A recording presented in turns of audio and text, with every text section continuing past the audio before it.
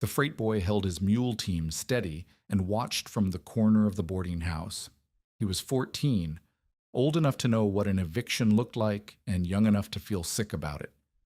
The woman came through the door with a flour sack in one hand and a boy's wrist in the other.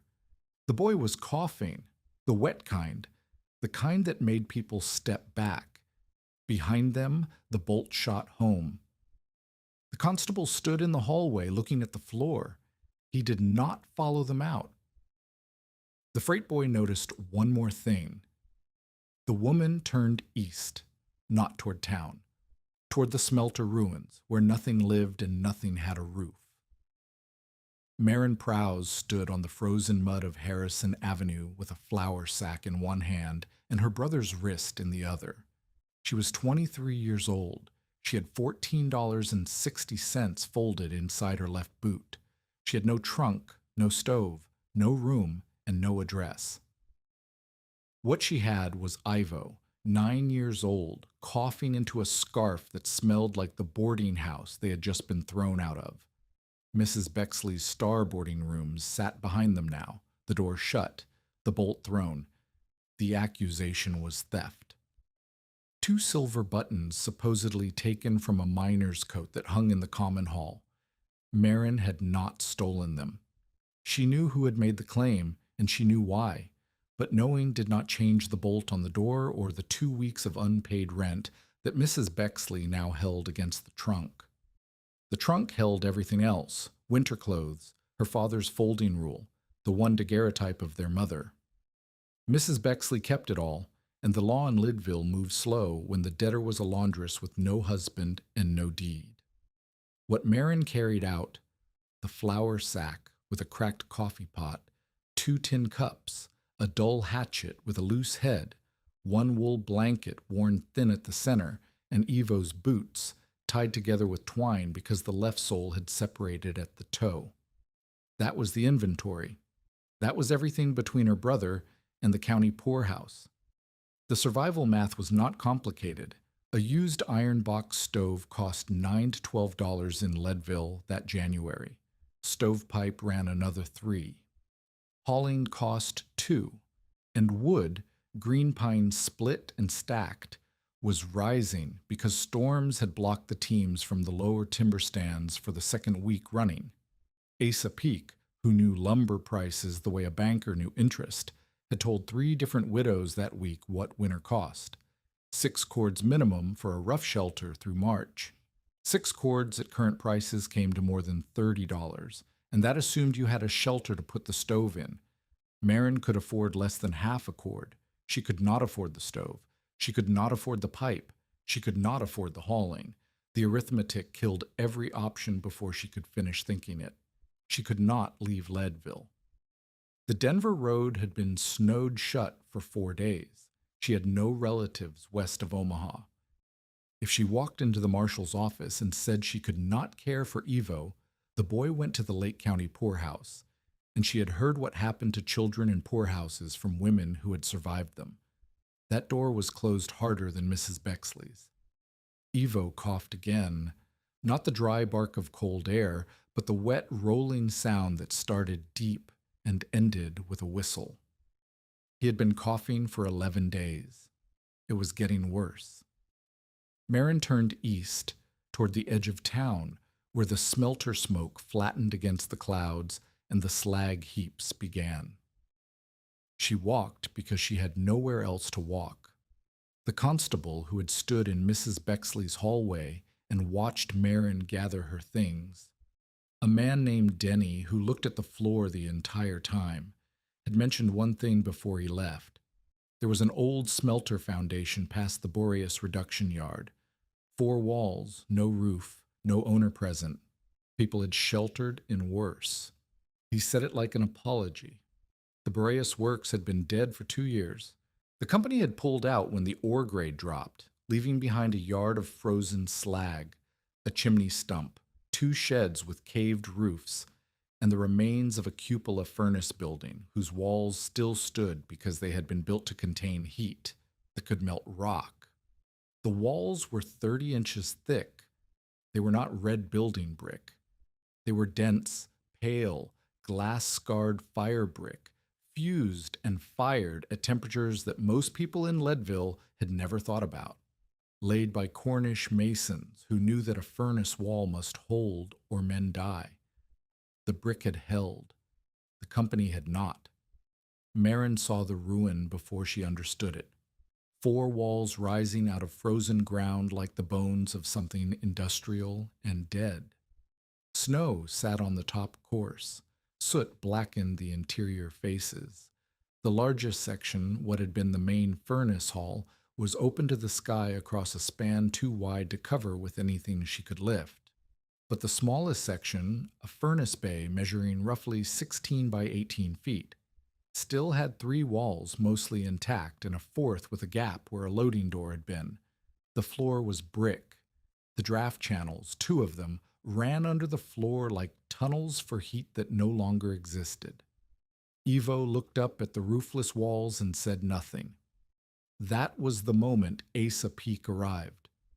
Peak was 48, thick across the shoulders, and he walked the way men walk who have spent decades inside mine timbering, careful with his weight, aware of what was overhead. He was the town's fire warden, which meant he knew buildings the way a doctor knew bodies, by what could go wrong inside them. The constable had sent word. Peake came to see whether the old Smelter foundation could be called temporary shelter, or whether it was a death trap that would cost the town a burial. He walked the ruin the way a man walks a condemned structure. He tested the mortar joints with his thumbnail. He kicked the base of the south wall and listened. He looked at the sky through the roofless bay, and then looked at Marin with the expression of a man doing arithmetic he did not enjoy. "You have 30-inch walls and no roof," Peake said. "You have brick made for hellfire and no stove to put hellfire in. You have a boy coughing like wet paper. That is not a house." Marin said nothing. Peake crouched and ran his hand along the floor where the old draft channel opened like a dark mouth. "This whole bay was built to move heat at 2,000 degrees. You're not going to move heat at 2,000 degrees. You are going to freeze in a box that was designed for a purpose you cannot reproduce." "How long before the Denver Road opens?" Marin asked. Peake stood. "Could be a week. Could be 3. There is weather coming from Wyoming that the telegraph men do not like." "Then I need the week." "You need a stove, 6 cords, and a roof. You have none of those things." He looked at Ivo. The boy had pressed himself against the least damaged wall, and his breath made small clouds that rose and vanished. "I will not write you up today. But if I see open fire in this structure without a proven smoke path, I report it to the committee, and they will clear you out faster than Mrs. Bexley did." Peake left. His boot prints in the snow filled slowly. Marin set the flour sack on the brick floor.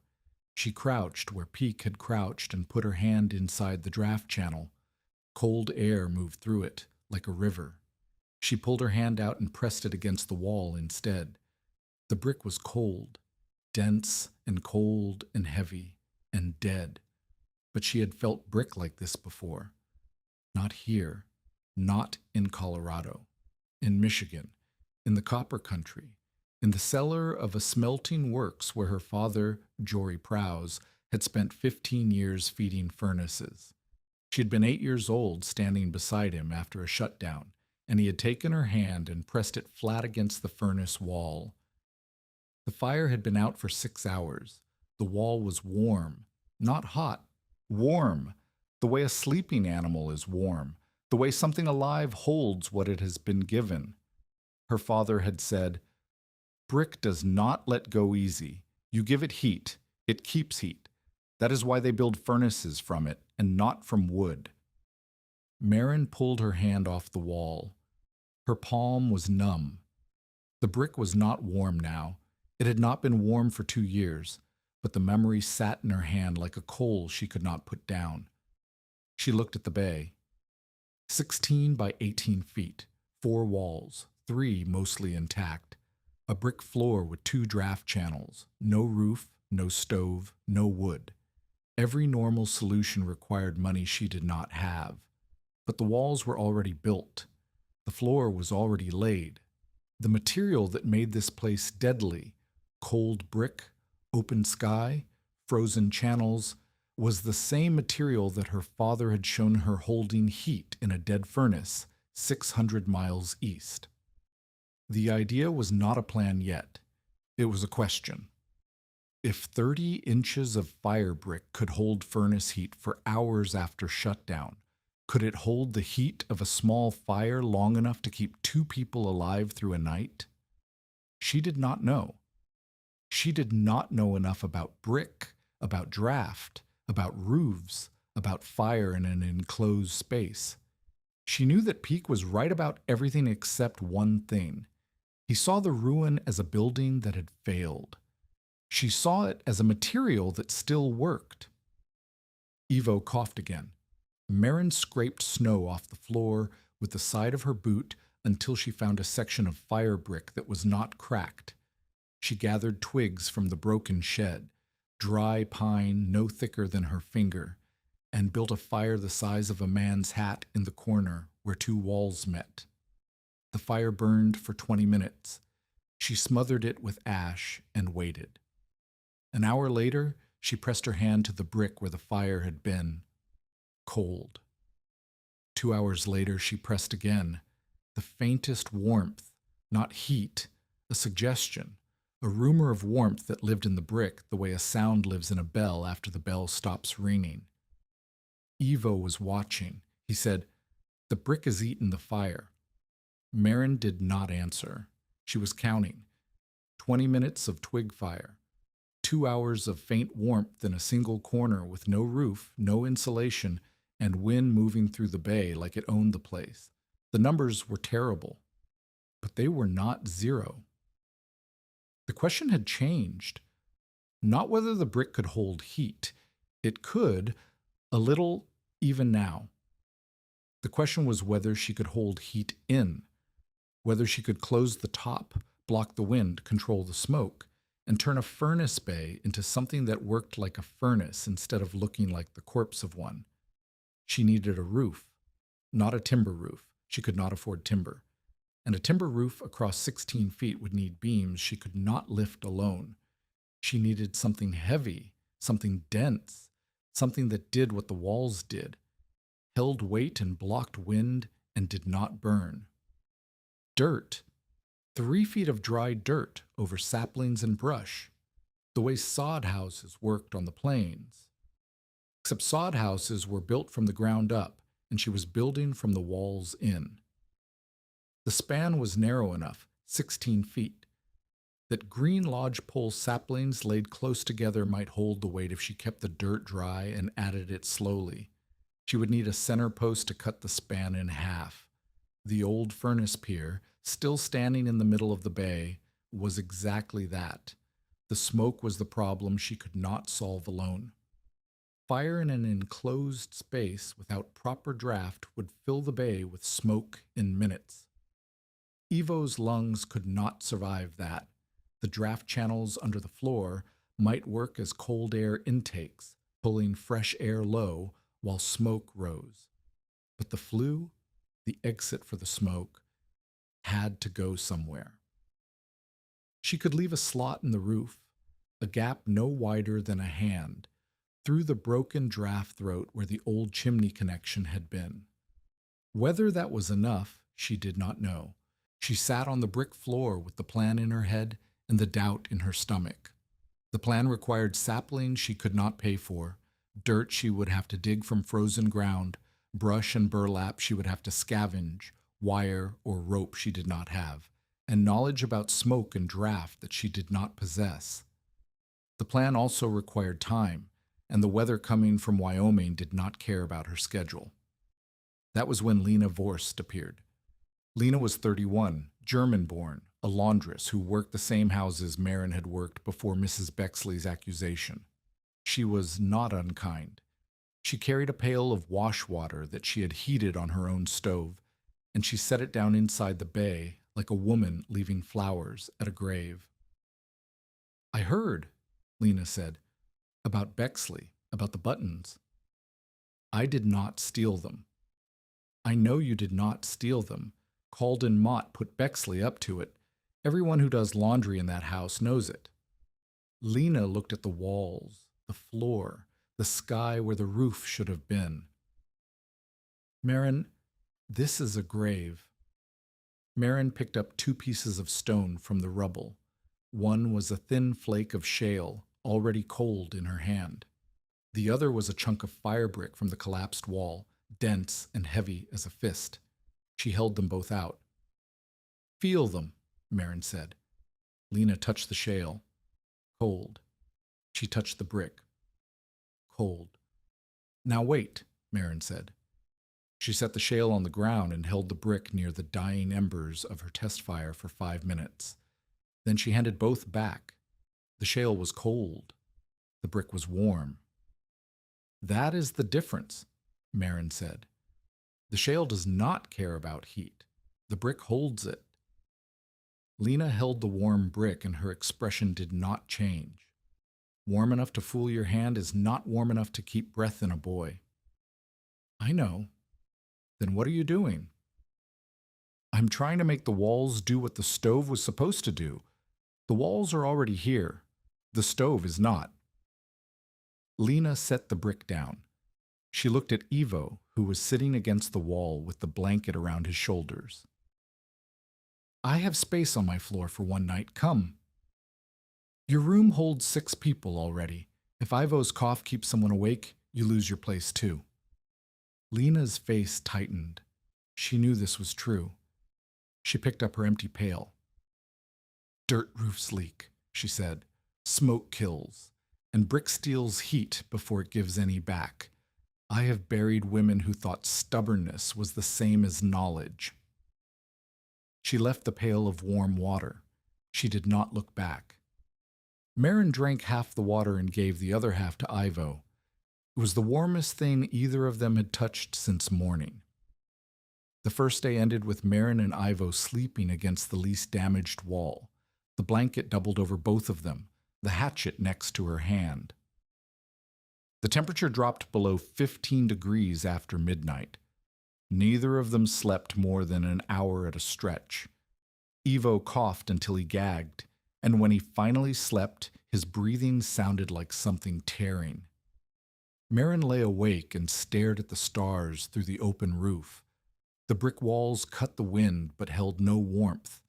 The draft channels breathed cold air across the floor like open mouths. Everything Peake had said was true. Everything Lena had said was true. The brick was dead. The ruin was a box. The sky was an enemy. But the memory of her father's hand pressing hers to warm brick would not leave, and the small, measured warmth of that test fire, pathetic, insufficient, barely real sight, proved that the material remembered what it was made for. It held heat. Not enough. Not yet. But it held. She needed someone who knew this brick. Not brick in general. This brick. Furnace brick. Someone who understood what happened inside a fire brick wall when heat moved through it. How much heat it could store. How long it held. What cracked it. What sealed it. She needed someone who had lived next to this material for years. She needed someone she had not yet met. Morning came gray and bitter. Marin boiled snow in the coffee pot over a fire so small she could cover it with one hand. Ivo drank and coughed and drank again. His lips were cracked. His eyes were too bright. She left him wrapped in the blanket and walked to the woodyard at the bottom of Chestnut Street. She did not go to buy 6 cords. She went to buy what no one else wanted. Crooked saplings, too bent for framing, too knotty for splitting, too green to burn well.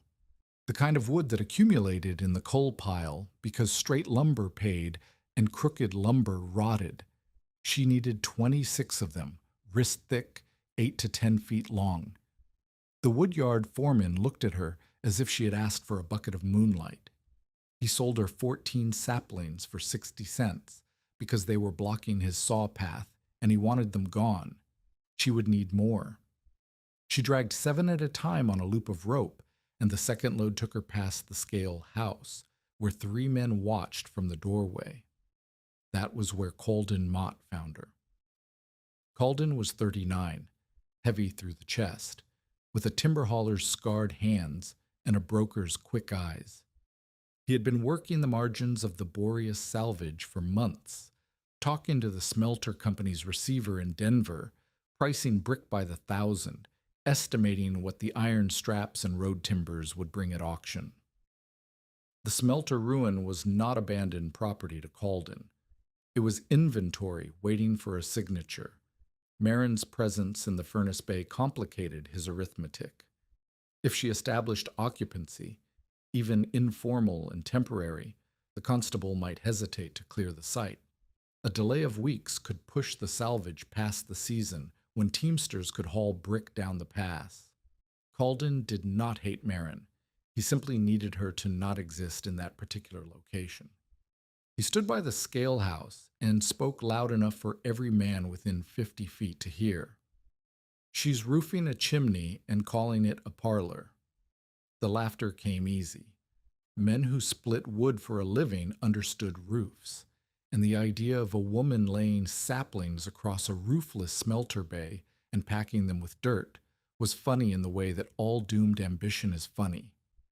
It confirmed what they already believed, that a woman alone with a sick boy and no stove was not going to survive the winter by being clever.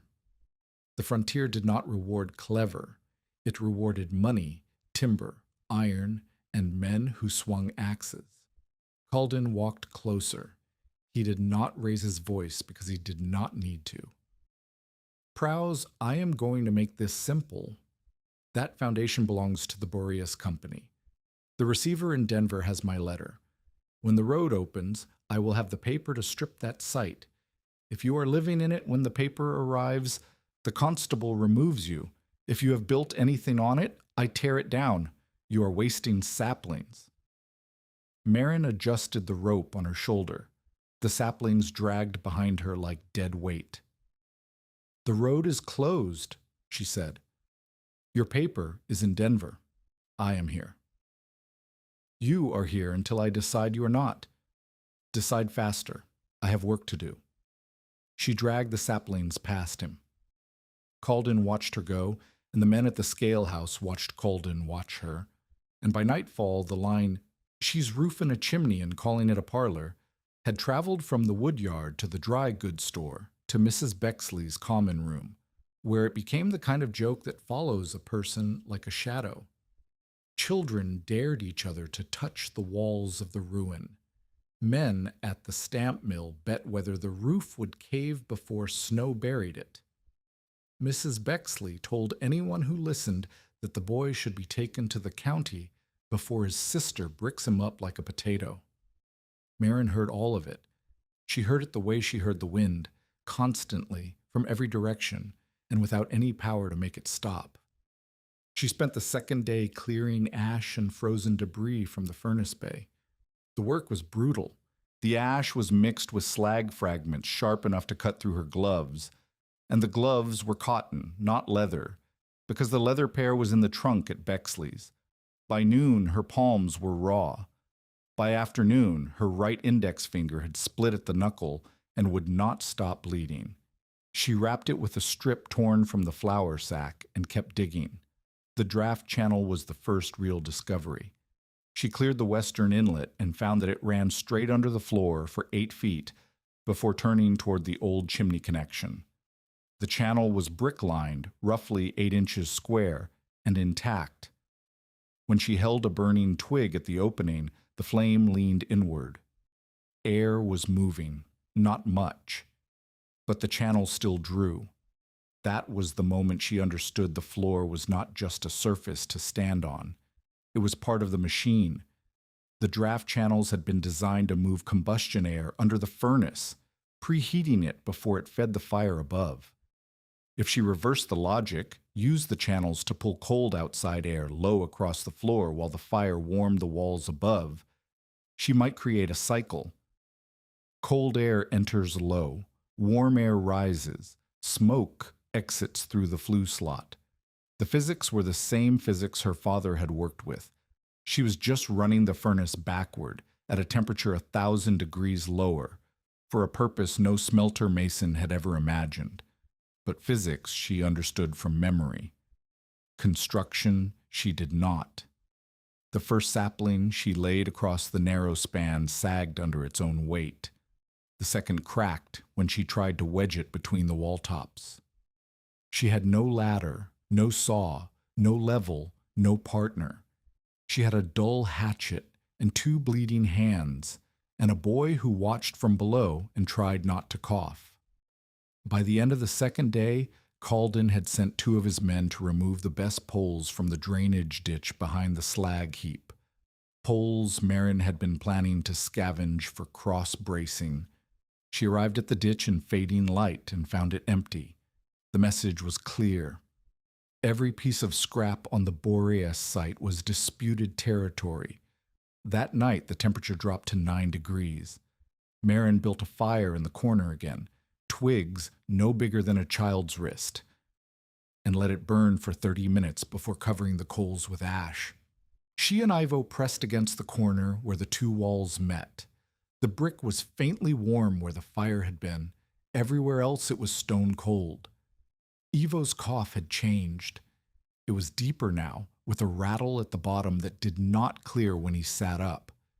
Marin held him against her chest and felt his ribs move with each breath like something mechanical and fragile. If she could not get the roof on, the fire controlled, and warmth into these walls within days, the cough would become something worse. Pneumonia, pleurisy, the words her mother had used before her mother died. She had 3 options. She could spend her $14 on a partial cord of wood and a week in someone's hallway and pray the Denver road opened before the money ran out. She could surrender Ivo to the poorhouse and walk to the next camp alone. Or she could bet everything on 30-inch firebrick walls and a plan that every experienced person in Leadville said was suicide. She chose the brick, not because she was brave, because the other options killed Ivo faster. Tell us in the comments, have you ever been doubted by someone who did not understand what you were building? Marin began the roof on the 3rd morning with 12 remaining saplings and no confidence. The furnace bay was 16 feet across at its narrowest. A green lodgepole sapling, wrist thick and 10 feet long, could not span 16 feet without bending under its own weight. She needed the center post. The old furnace pier, a square column of firebrick 3 feet wide, still standing in the middle of the bay, could reduce the longest unsupported span to 8 feet. 8 feet was survivable. 8 feet she might cover. She wedged the first 4 saplings between the top of the pier and the wall, angling them slightly for water runoff that did not exist yet. They held. They flexed when she pushed, but they held. She laid the next 4 crossing the first, creating a rough lattice. On top of that, she piled brush, dead willow and sage that she had torn from the frozen hillside behind the slag heap, her fingernails black with dirt, her shoulders burning from the reach. The lattice sagged 2 inches under the brush. She had nothing to tie the joints. Wire would hold, but she had no wire. Rope would stretch and rot. Rawhide would work, but cost money she could not spend. She stood in the bay and looked at the lattice and felt the doubt that Peek and Lena and every man at the woodyard had tried to give her. The plan was not just difficult. It was the kind of difficult that kills quietly, the kind where every small failure adds up until the whole thing collapses at 2 in the morning and the people underneath do not wake up. Ivo sat against the wall and watched her the way children watch adults who are losing. She could not stop. Stopping meant the poorhouse. Stopping meant called in one. Stopping meant the $14 bought a few days in a hallway and then nothing, and the road to Denver was still closed, and the weather from Wyoming was still coming, and Ivo was still coughing. By noon of the 3rd day, Marin had a half-finished roof lattice, 12 saplings, no wire, torn palms, and a brother who could not stop coughing. The temperature was 19 degrees and falling. The sky to the north had gone the color of lead. She needed someone who knew what she did not know. She needed help she had not yet earned from a person she had not yet found. And the weather, indifferent to need, continued south. Tamar Keast came on the afternoon of the third day, and she did not come to help. She was 59 years old, small through the shoulders, with hands that looked like they had been carved from the same material she had spent her life working beside. She carried a basket of furnace cinders. She scattered them on icy paths for traction, a habit from decades of walking smelter yards, and she had taken the long route past the Boreas ruin because cinder was easier to gather, where the slag heaps had not yet frozen solid. She found Marin striking the interior wall with the pole of the hatchet. Each blow rang dull and flat, and Marin was listening with her head tilted, trying to judge whether the brick behind the soot was sound or crumbling. Tamar set her basket down. She watched 3 strikes without speaking. Then she said, "Not like that. You listen for a bell, not a crack." Marin turned. Tamar was already walking toward the wall.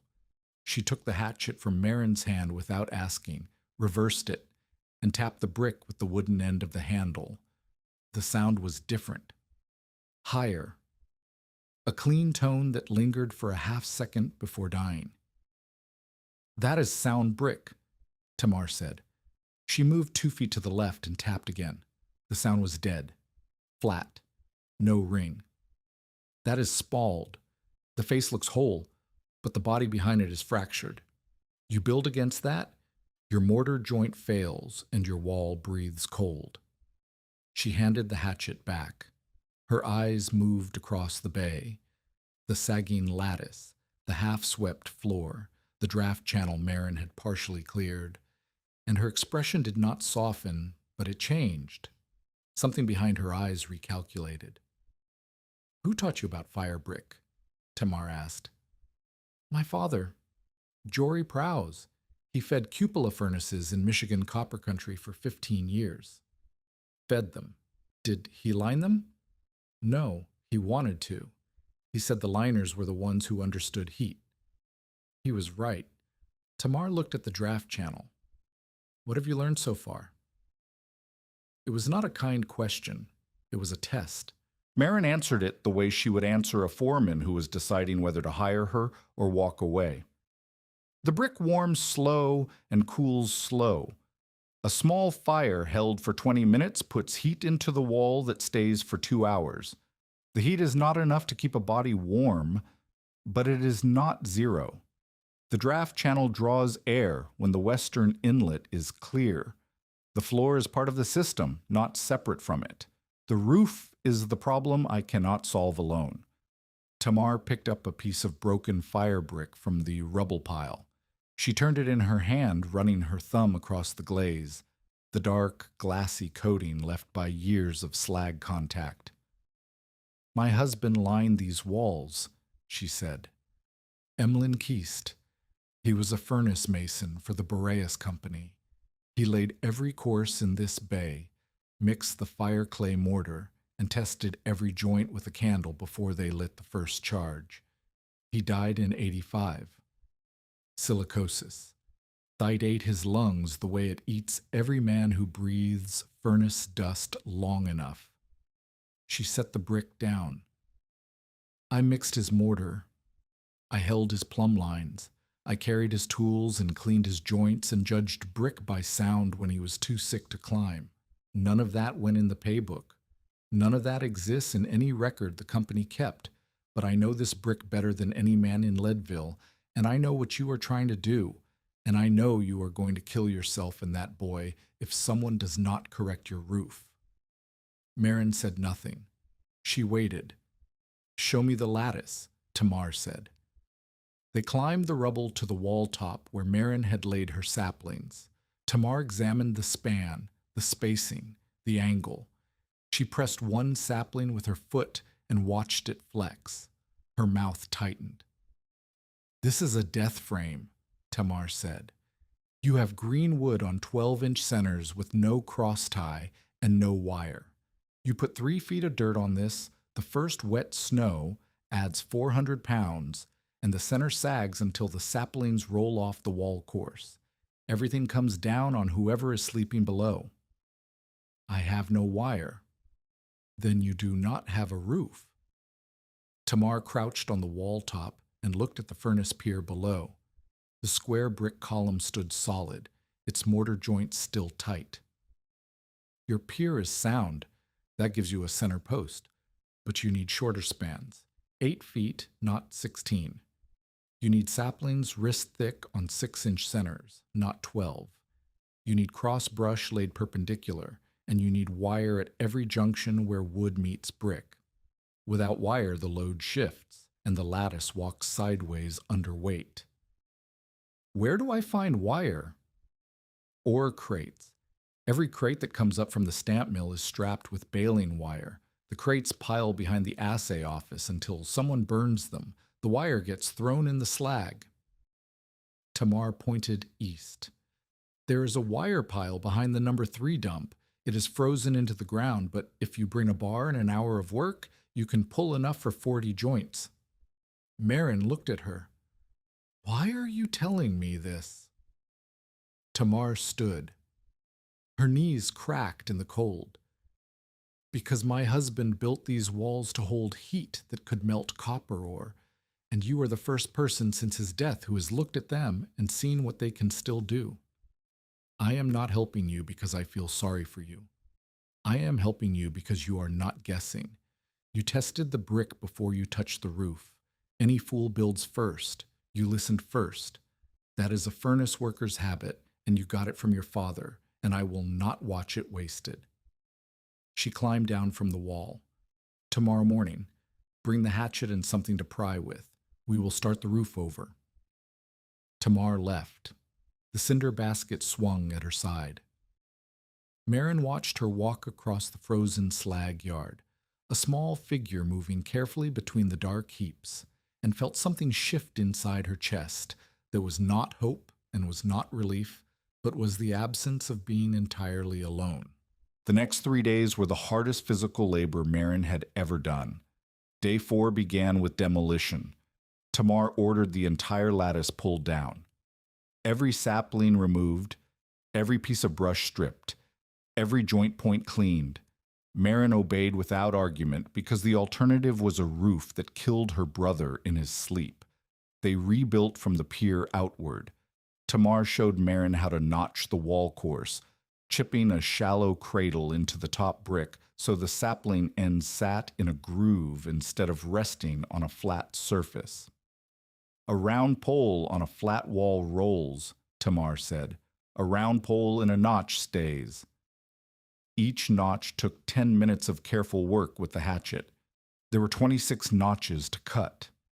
While Marin cut notches, Tamar inspected the interior walls for weak points.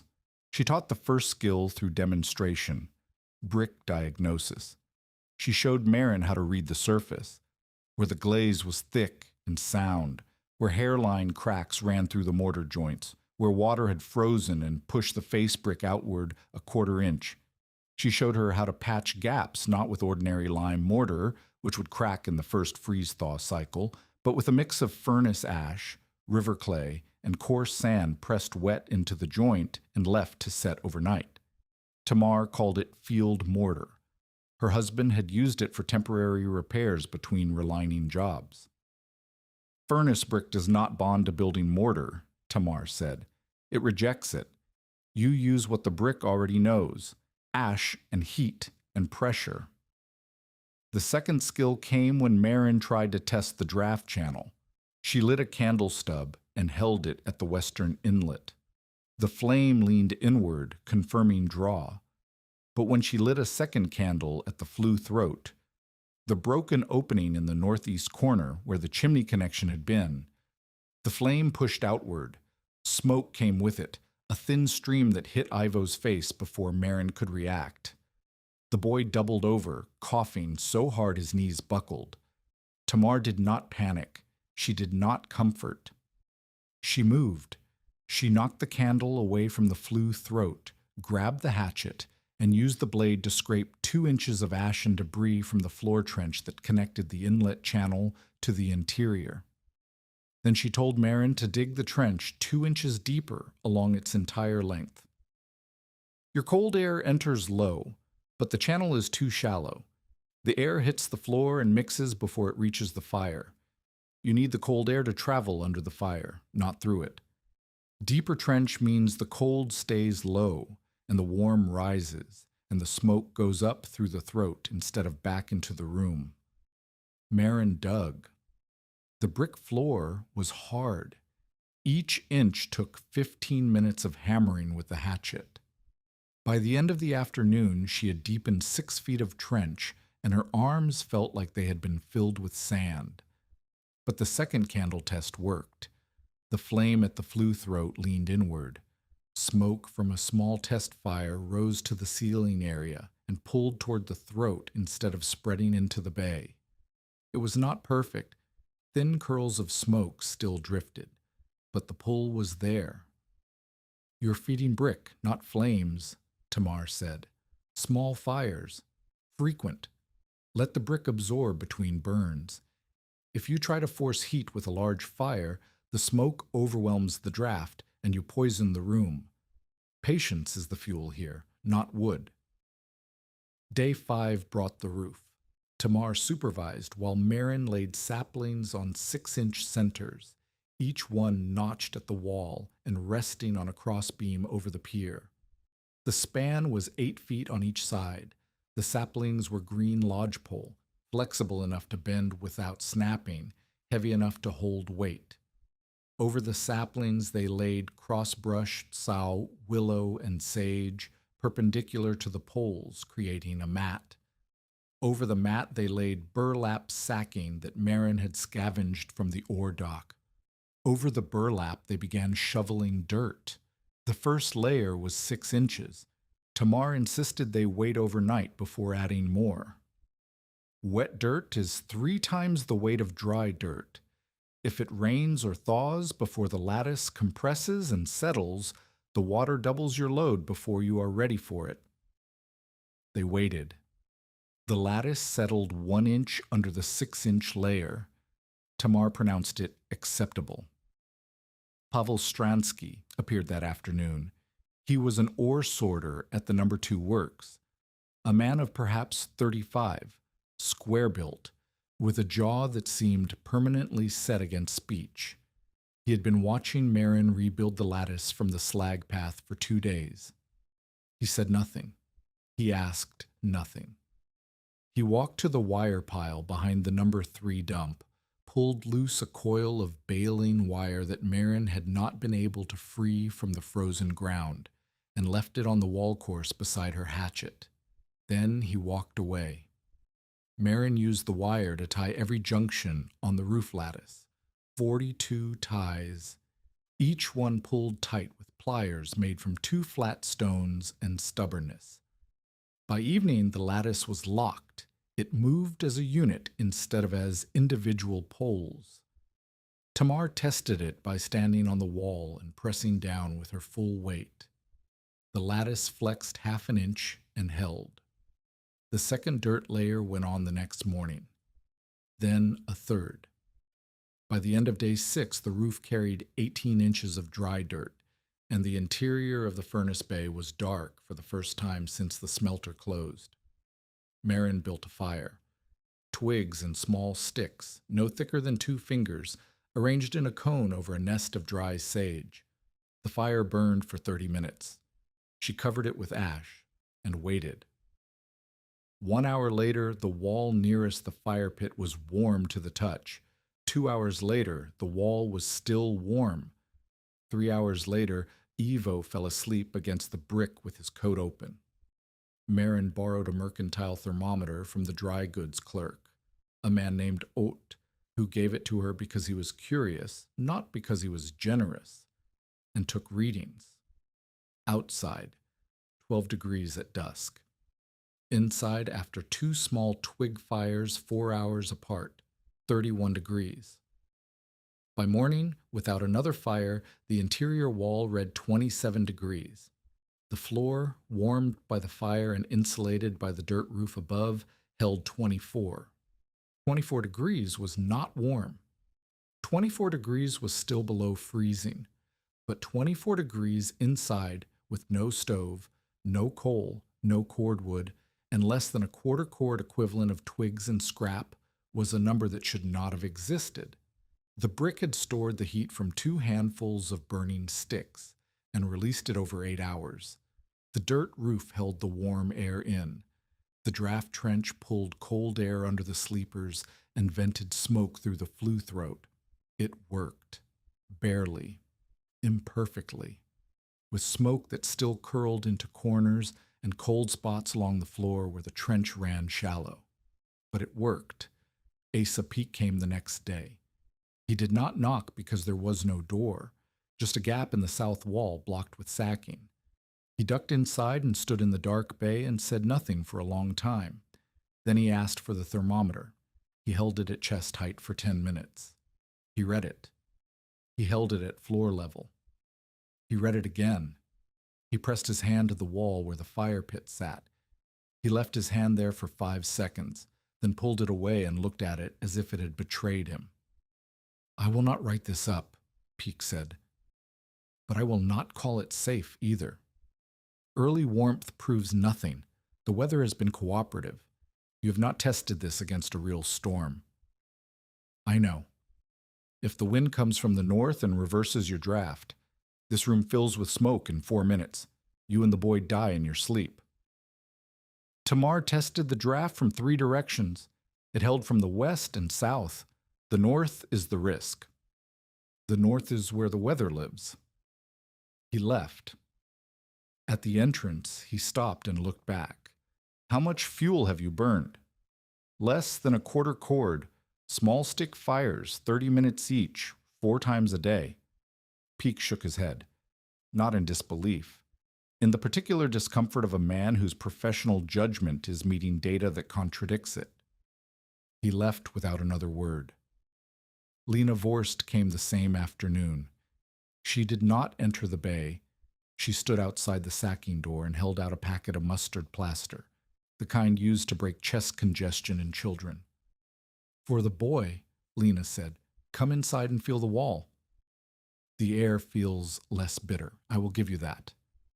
Lena paused. "But warm air can lie. Smoke does not."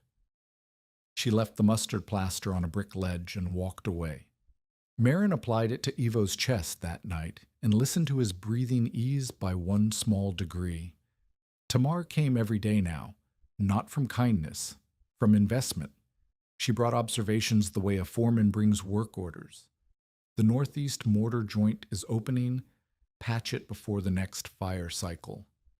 The flue throat needs a flat stone baffle to slow the draw when wind picks up. The sleeping platform should be raised 6 inches on scrap brick so cold air sinks below the bodies. Each correction was earned through failure. The first night with a raised platform, Marin set the bricks too far apart and Ivo rolled into the gap at 3 in the morning. The second attempt held. The first tin baffle at the flue throat was too wide and choked the draw, filling the bay with smoke that burned Marin's eyes for an hour. Tamar made her cut it narrower and test again. "You are learning the way Emlyn learned," Tamar said one evening, sitting on the brick floor with her back against the warm wall, "by ruining things and fixing them in the dark." It was the closest to affection she had shown. Marin held the moment the way she held heat, carefully, without gripping. The weather held for 2 days more. Then the telegraph brought news that broke the calm like a stone through glass. Stage drivers coming in from the north reported a wall of cloud sitting on the Wyoming line. A blue norther, the old Teamsters called it, the kind that dropped temperatures 40 degrees in 6 hours and buried roads under snow so thick that horses stopped and refused to move. The cloud had been stationary for a day. When it moved, it would come south, and Leadville sat directly in its path. The sky above the Boreas ruin went pale, not overcast. Pale, the way skin goes pale before a faint. The color drained from the afternoon, and the air went still, and the slag heaps stopped making sound.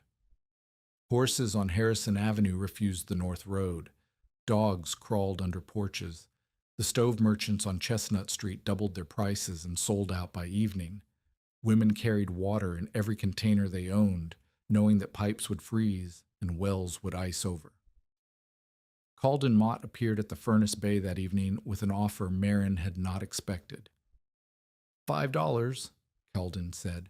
Take the boy to Lena's floor, walk away while the road is still passable. The road is not passable. That is why the stage stopped running. Walk south. There are camps below Timberline that have room. In a norther? $5, Prowse. That is more than the county will give you when they take the boy. Marin looked at him. Calden's face was hard to read in the failing light, but his voice held something she had not heard before. Not concern exactly, but the awareness that a dead woman in his salvage claim created problems he did not want. A death on the Boreas lot brought inspectors, delays, questions. Calden wanted Marin gone, not dead. Dead was expensive. I built a roof, Marin said. I tested the walls. I have draft and fuel and heat that holds through the night. You have a dirt lid on a brick coffin. When that wind hits, your smoke pushes down, your roof takes weight, and your brick turns into the coldest stone in Lake County. He stepped closer. I'm not offering because I like you. I'm offering because a frozen woman and a frozen boy cost me 6 weeks of paperwork. Then I will save you the paperwork. We are staying. Calden left. His boot prints joined Peak's, Lena's, Tamar's, and a dozen others in the frozen mud outside the bay. Marin stood at the entrance and watched the northern sky. The pail had turned to iron. The air tasted like metal. She went inside. She built a fire. She fed it slowly, the way Tamar had taught her. Small sticks, steady flame, 30 minutes, then ash. She pressed her hand to the wall and counted. The heat was there, faint but there, seeping into 30 inches of firebrick that had been built to hold temperatures that could melt ore. She had bet everything on this material. Tomorrow she would learn whether the bet paid. Morning came warm, not spring warm. January warm, a relative mercy, 28 degrees instead of 12, with sun breaking through the overcast and snow softening on the rooftops along Harrison Avenue. People relaxed. A woman hung laundry. A teamster started hitching a wagon for the first time in days. Marin did not relax. She had heard Tamar's warning the night before. The worst storms come after the kindest mornings. The sky opens a door so you will step outside. She spent the morning stacking fuel. Every twig, every broken slat, every piece of scrap wood she could gather within 200 yards of the bay went into a pile inside the entrance. She estimated 3 days of small stick fires. Tamar had said a bad norther lasted 2 days. 3 days of fuel gave 1 day of margin. It was not enough. It would have to be. Ivo was better that morning. The mustard plaster had loosened his cough, and he had slept 5 hours, the longest stretch since the boarding house.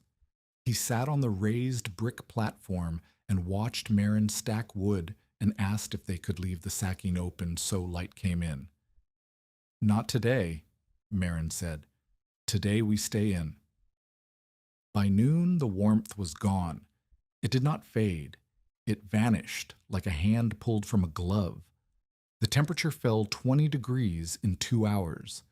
The sky closed from the north, not with clouds, but with something thicker, a gray-white wall that erased the horizon and moved south with the patience of something that did not need to hurry because nothing could outrun it. The wind arrived at 1 in the afternoon. It did not build. It hit.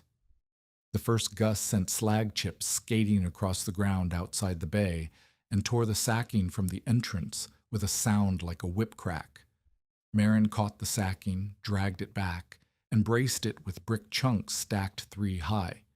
The second gust pushed the sacking inward like a sail. The third ripped the top corner free. Snow came with the wind, not falling but horizontal, moving so fast it stung exposed skin and filled the air with a white noise that drowned everything. Visibility dropped to 10 feet, then 5, then nothing. The slag heaps disappeared. The chimney stump disappeared. The world contracted to the 16 by 18-foot bay and the dark dirt roof above it and the walls that shook with each gust.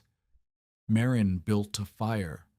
Her hands were steady because Tamar had made her practice building fires in the dark until she could do it by touch. Twigs in a cone, sage as tinder, 1 match, and the flame caught on the second try. She fed it for 20 minutes, small sticks, steady flame, then ash. The first hour passed. The walls absorbed. The thermometer read 29 inside. Outside was impossible to measure because the thermometer froze the moment she held it through the entrance gap. The second hour broke everything. Evo was gone. Marin turned from the fire and the platform was empty. The blanket was thrown back. The sacking door had a gap at the bottom where a 9-year-old could crawl through without moving the brick braces. She screamed his name. The wind took the sound and shredded it. She crawled through the gap and stood in the full force of the storm and could not see the wall 4 feet to her left. Evo had gone to Lena Vorst's room. Marin knew this the way a mother knows things, not from evidence, but from the geometry of a child's shame. He had been wearing Marin's spare stockings because his own were worn through, and he hated wearing women's stockings. And Lena had said 2 days ago that she had found a pair of boys' wool socks in the wash that no one had claimed. Evo had gone to get them. He had gone because he was 9 years old and ashamed of being helpless, and the storm had not yet sounded like death when it started. Marin left the fire burning. Tamar had told her never to leave the fire during a charging cycle, because the brick needed continuous small heat to build its reservoir. Leaving now meant the walls would cool. Leaving now meant starting over when she returned, if Evo was alive, if they could find the bay again in a whiteness that had no edges and no landmarks and no mercy. She walked into it. The snow erased everything. Direction existed only as wind. It hit her left cheek, so north was left, and the bay was behind her, and Lena's room was downhill and south. She walked with her arms out and counted steps. 50 steps to the slag boundary, 80 steps to the path, 120 steps to the row of shanties where the laundresses lived. At 100 steps, she found Evo.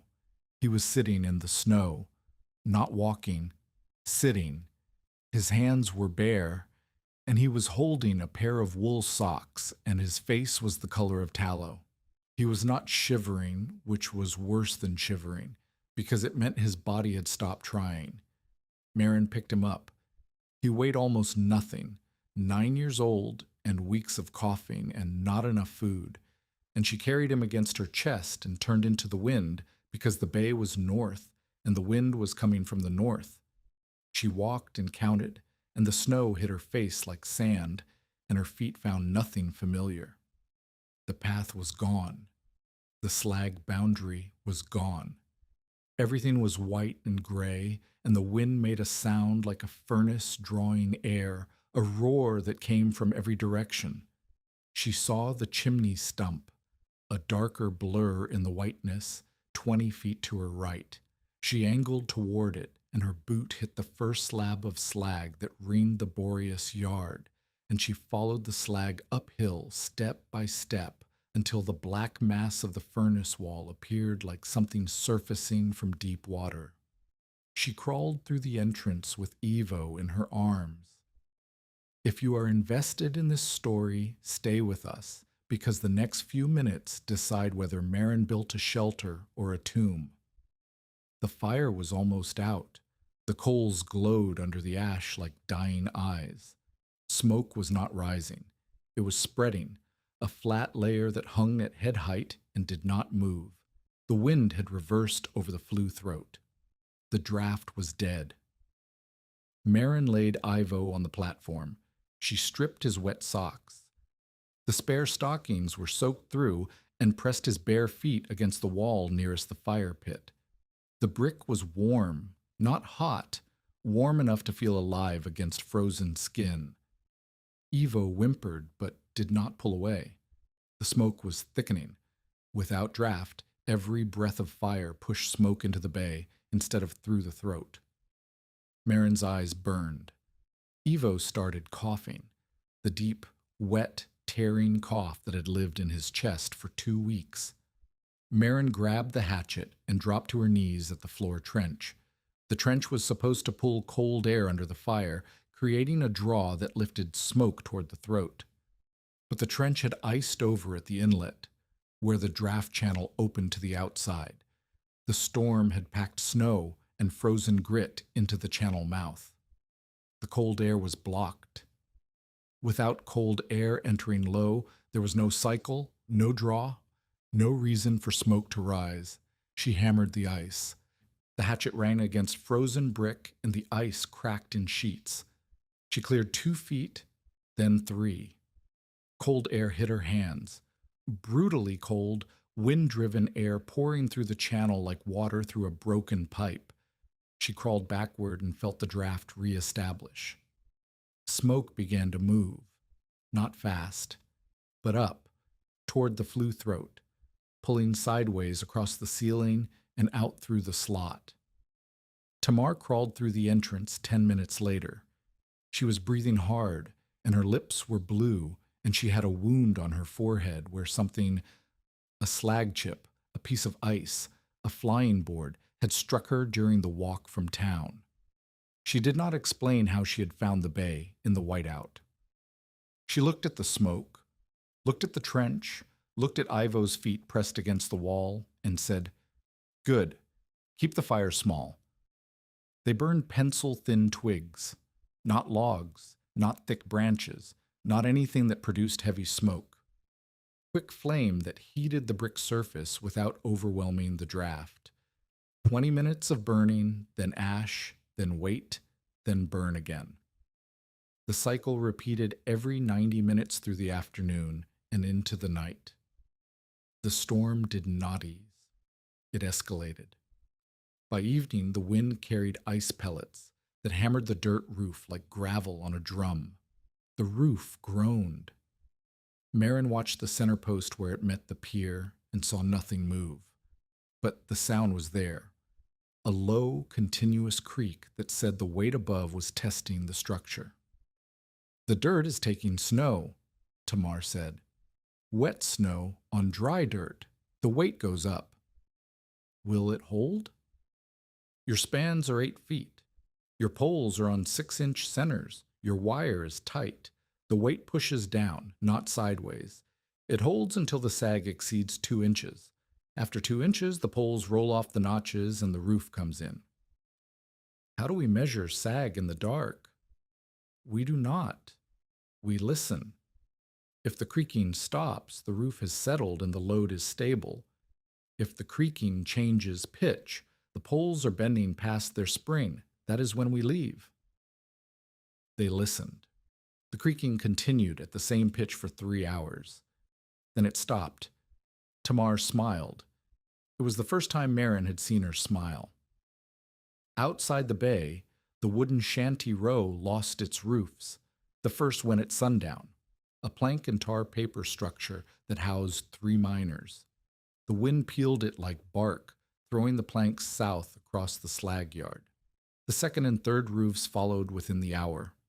Families ran for the stamp mill, for the assay office, for any stone or brick building with walls thick enough to break the wind.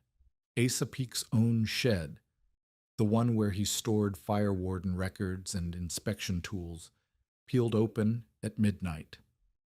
Marin did not know this until later, but the fact mattered. The man who had called the furnace bay a death trap lost his own structure to the same wind that Marin's dirt roof was holding. Calden Mott's lumber lean-to collapsed at 2 in the morning. The lean-to sheltered his teamster's equipment and one of his men, a teamster named Ferris, who had been sleeping beside the mule harnesses. The collapse pinned Ferris's left leg under a beam. He shouted for an hour before someone heard. A miner named Edwin Hask tried to cross from his stove-heated cabin to the privy when the stovepipe tore loose in a gust and filled his room with smoke. He made it 40 yards into the storm before he lost direction. He was found alive at dawn, sitting against a ore cart with frostbitten hands and feet, unable to stand. Another man's body was discovered 2 days later near the ore scales. A shift worker from the number 2 works who had started walking home and never arrived. His coat was buttoned to the throat, and his hat was still on his head, and his face was calm. The cold had taken him between steps. Inside the brick bay, Marin fed the fire. Hour by hour, the walls absorbed. The thermometer read 30 degrees at dusk.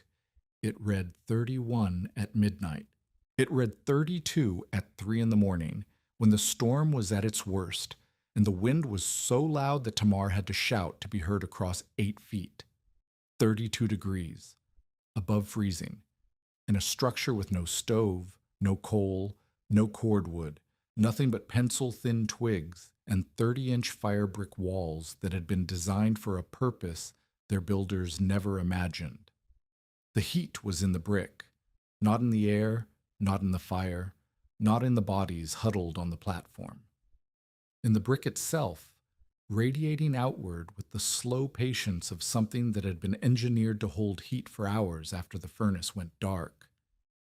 Every small fire Marin had burned over the past days had deposited warmth into those walls the way a miser deposits coins into a vault. The storm demanded payment. The brick paid. Ivo stopped shivering at 4 in the morning. His breathing steadied. The cough was still there, but it was dry now. Not the wet tearing sound that had kept Marin awake for 2 weeks. He slept with his back against the warmest wall, and his hands tucked inside his coat, and his face slack with the first real sleep he had managed since the boarding house.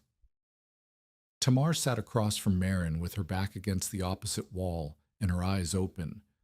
The wound on her forehead had stopped bleeding, but the bruise was darkening. She looked older in the low firelight, and smaller, and her breathing had a catch in it that Marin noticed but did not mention. "Your father would understand this," Tamar said. "Emlyn would not believe it, but your father would understand it." "Why?" "Because furnace feeders know what heat does after the fire stops. Masons only know what heat does while the fire burns. The difference is everything." They sat in the dark and listened to the storm try to kill them, and the brick held what it had been given. At dawn, the wind slowed. It did not stop. It would not stop for another day, but the killing force went out of it, and the snow turned from horizontal to diagonal, and the light that came through the flue slot was the gray-white of morning instead of the featureless dark of the blizzard's heart. Marin opened the sacking door and looked out. The world was white and ruined. Snow had buried the slag heaps to half their height. The chimney stump wore a cap of ice 2 feet thick. Across the yard, the shanty row was gone. Not damaged, gone. Reduced to scattered planks and flapping tar paper half buried in drifts. Then the pounding came. Not wind, not ice. A fist on the south wall, low and desperate, accompanied by a voice Marin recognized, Calden Mott. His words came through the brick like something muffled and broken. "Prows, let me in. Ferris cannot walk." Marin looked at Tamar. Tamar looked back. Neither spoke. The pounding continued. Marin pulled the sacking aside. Calden stood in the entrance gap with the teamster Ferris draped over his shoulders. Calden's face was raw. His eyebrows were white with frost. Ferris was conscious, but his left leg hung at an angle that meant something was broken or torn, and his lips were the color of old wax. Marin stepped back. "Crawl low," she said. "Block the entry with the sacking after you are in. Keep your boots away from my brother's blanket." Calden crawled. Ferris crawled. Marin sealed the entrance. The bay went dark again. 5 bodies now, and 1 small fire, and 30-inch walls holding what remained of the warmth that a 23-year-old laundress had stored in brick with nothing but twigs and patience and the memory of her father's hand on a furnace wall. The storm continued for another day. The brick held. The storm broke on the second morning. Not all at once. The wind died in stages, like an animal losing strength, and the snow thinned from a wall to a curtain to scattered flakes falling through air that was suddenly, painfully still. The silence after 2 days of roaring was so complete that Marin could hear Ivo's breathing from across the bay. 5 people had spent the worst night of the winter inside a roofless smelter foundation covered with dirt and saplings. None of them were dead. The fire had gone out at some point before dawn, but the walls were still warm. Marin pressed her hand to the brick above the fire pit and felt heat that had no source, residual, stored, given back in the slow way that firebrick gave back everything, as if letting go required more effort than holding on. Calden Mott was awake. He had not spoken since entering the bay. He sat against the south wall with Ferris's head in his lap and his coat pulled over both of them, and his face had the blank expression of a man recalculating something he had been certain about.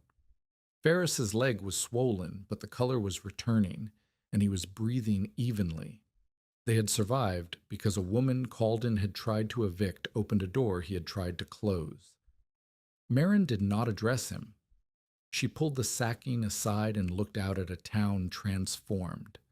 Snow sat on everything, 3 feet on the flat, drifting to 6 and 8 feet against walls and slag heaps. The shanty row was buried. Planks stuck out of the snow like bones from white soil. Down the slope toward Harrison Avenue, smoke rose from chimneys that had survived, but there were gaps in the line. Houses dark, stovepipes torn loose, roofs caved, doors banked shut with drifts taller than the people inside. Asa Peak arrived at the furnace bay 2 hours after dawn. He had walked from the assay office where he had sheltered when his own shed peeled apart, and his face carried the particular exhaustion of a man who had spent the night expecting to find a certain number of dead people in the morning. He ducked through the entrance. He stood in the bay and counted. Marin, Evo, Tamar, Calden, Ferris, 5 breathing people in a structure he had condemned. Peak did not speak immediately. He walked to the fire pit and crouched. The ash was cold. The coals were dead. He placed his hand on the wall above the pit and held it there. "The fire has been out for hours," Marin said. "I know." Peak kept his hand on the brick. The warmth was unmistakable, not the warmth of a stove or a body, but the deep, slow warmth of mass that had absorbed heat for days and was now returning it at a rate governed by physics and patience and 30 inches of refractory material. Peak pulled his hand away and looked at it, and then looked at Marin. "I judged it as a ruin," Peak said. "You judged it as a furnace." Marin said nothing. She did not need to. The walls were speaking for her. Peak asked for numbers. Marin gave them. Less than a quarter-quart equivalent of small stick fuel burned over several days. 4 to 5 small fires per day, 30 minutes each. The thermometer had read 31 to 32 degrees inside during the worst of the storm. The walls had held 24 degrees 8 hours after the last fire died. Outside, the temperature had dropped below 0. Peak compared this in his head to what he knew. Families with iron stoves had burned through a full cord in 2 days. 3 stovepipes on the shanty row had torn loose in the wind, filling homes with smoke and forcing evacuations into the storm. A man with a good stove in a tight cabin had lost his roof and his fire simultaneously, and had burned furniture to stay alive. Another man had not burned furniture fast enough. "Your fuel cost," Peake said. "What was it?" "Nothing. Twigs and scrap, broken slats, sticks no thicker than my thumb." Peake stood. He looked at Calden, who was watching from the south wall with the expression of a man who wanted to speak but could not find words that would not incriminate him. Peake looked at Tamar, who was sitting with her back straight and her hands folded over a cooling firebrick she had pulled from the ashes like something precious. "I will record this structure as a temporary emergency shelter," Peake said. "I will not record it as safe. I will record it as standing." He left. His boot prints in the fresh snow were the first marks on a surface that would soon be crossed by dozens. The next person to come was Lena Vorst. She appeared at the entrance with red eyes and a pot of boiled grain. She had spent the storm in her room with 6 other women, burning the last of their shared wood, listening to the wind take the shanty roofs one by one, and waiting for their own to go. It had held barely. The nails had pulled through in 2 places, and the tar paper had peeled at the ridge, and they had stuffed the gaps with rags and sat in a room that was 17 degrees at its warmest. Lena looked at the warm brick. She touched it. She pulled her hand back and touched it again, as if confirming that the sensation was real and not the kind of hallucination that exhausted women sometimes accept. "How did you keep the smoke from killing you?" Lena asked. Marin showed her. She walked Lena through the bay the way Tamar had walked her through it, not as a tour, but as a system. The floor trench that pulled cold air under the fire. The flue throat where smoke exited through a hand-wide slot. The relationship between the two. Cold air entering low, warm air rising, smoke lifting because physics demanded it, not because the structure was clever. "The fire is small," Marin said. "That is the rule. Never more than you can cover with 2 hands. The brick does not need a bonfire. It needs time and patience and small, steady heat." "And the roof?" "Green saplings on 6-inch centers, cross-brushed, wired, and loaded with dry dirt 1 layer at a time. The dirt insulates. The weight holds the structure against wind. The flat pitch sheds nothing, which is a weakness. Snow accumulates and adds load. But the load goes straight down onto the pier, and the pier was built to hold a cupola furnace." Lena stood in the center of the bay and looked up at the dark dirt ceiling and then down at the warm floor. "I told you that dirt roofs leak and smoke kills, and brick steals heat before it gives any back. You were right about 2 of those things. Dirt roofs do leak, smoke does kill, but brick does not steal heat, it borrows it." Lena left with the empty grain pot and came back an hour later with a question. Could the same method work in a root cellar? Her neighbor, a widow named Ottilie, with 3 children under 7, had a root cellar dug into the hillside behind the wash yard. It had log walls, a dirt roof, and no heat. The children had spent the storm wrapped in every garment the family owned, and the youngest had not stopped crying for 12 hours. Marin said she did not know. She would have to see the cellar, but the principle was the same. If the walls could hold heat and the space could be sealed and vented, a small fire would do what a large fire did in a thin-walled cabin, and with less fuel. Others followed. A teamster's wife asked whether the brick wall behind the assay office, a single wall, not a room, could be warmed and used as a wind shelter. 2 miners from the No. 2 works asked whether a bunkhouse built against an assay furnace wall would hold heat from the furnace operation that already ran next door. An elderly man who lived in a dugout asked whether lining his walls with salvaged brick would make a difference. Marin answered each question the same way. "I will look. I will not guess." Peake returned 2 days later with a different request. He asked Marin to walk the industrial district with him and mark which ruins were safe enough to shelter in and which would collapse on anyone who entered. His reasoning was practical. The storm had proven that people would seek shelter in abandoned structures regardless of official warnings, and it was better to have someone who understood masonry identify the sound ones than to find bodies in the unsound ones come spring. Marin agreed. They walked the Boreas yard, the old chlorination works, and the foundations of 3 stamp mills that had closed in the previous 2 years. Marin tested walls by sound the way Tamar had taught her. She rejected 14 structures and marked 3 as potentially viable, thick-walled, small-spanned, with intact floors and possible draft paths. Calden Mott's response to Marin's survival was not conversion. It was fury dressed as procedure. 3 days after the storm, Calden appeared at Peake's office with a written complaint. He claimed that Marin had established illegal occupancy of company property, maintained an open fire in an industrial structure without a permit, and endangered the public by creating a nuisance that attracted people to an unstable site.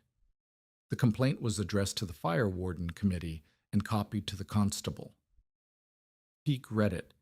He set it on his desk. He looked at Calden. "You sheltered in that structure during the storm." "Under duress. I had an injured man."